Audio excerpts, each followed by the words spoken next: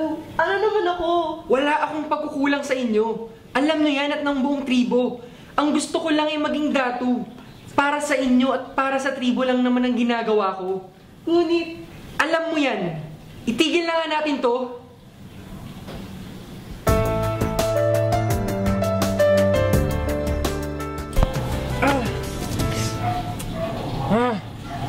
Mukhang malalim ang pinaghuhugutan ng iyong sigaw, mahal na datu.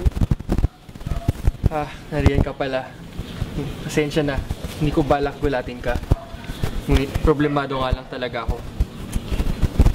At nga pala, hindi pa ako datu. Ngunit, doon rin naman patungo yun, di ba? Sana nga. Ngunit ngayon pa lang, hindi na kinakaya ng aking mga asawa ang aking matinding paghahangad na maging datu. Ngunit sana nga, balang araw. Ang masasabi ko lang, sundin mo kung anong gusto ng iyong puso. Diba? Matagal mo naman ang pangarap na maging datu. Kaya hindi naman siguro sila magagalit kung gagawin mo ang lahat para makamit ito. Gawin mo kung anong nagpapaligaya sa'yo. Gawin mo kung anong nakakabuti para sa ating tribo.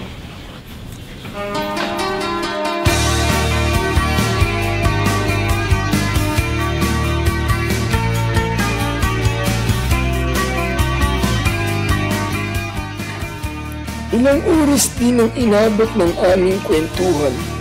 Noon lamang ako tunay na nakaramdam ng kaligayahan. Mula sa gabing iyon, alam ko na ang paano umibig.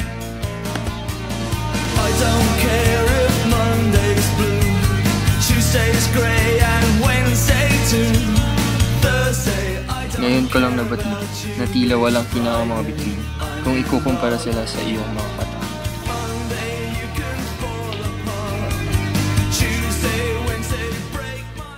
Mahal kong asawa. Yun.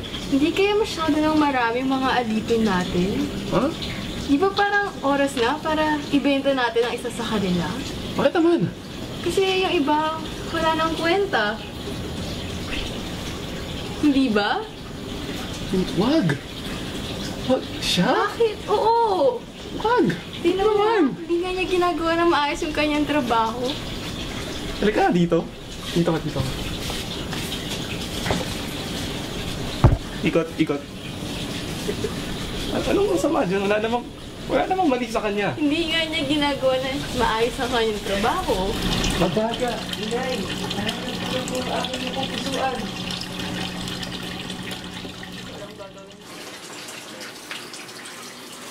Gandang gabi po.